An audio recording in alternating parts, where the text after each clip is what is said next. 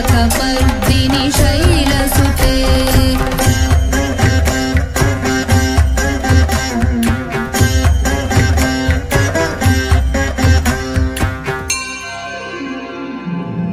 शतखण्ड विखण्डित रुण्ड वितुण्डित शुण्ड गजाधिपते रिपु गजगण्ड विदारण चण्ड पराक्रम আমি সর্বশক্তির আধার স্বরূপা আমার মধ্যে আজ সঞ্চারিত হয়েছে অগণিত ব্রহ্মাণ্ডের সমস্ত তেজ রাশি সমস্ত দেব শক্তির মিলিত ইচ্ছা শক্তি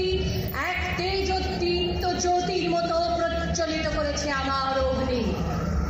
মহিষাসুর তোমার দেহে যতই শক্তি থাকুক না কেন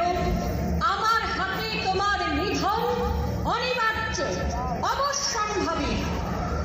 সমস্ত দেবতাগণ মিলিত হয়ে সৃষ্টি করেছে অবশেষে একজন নারী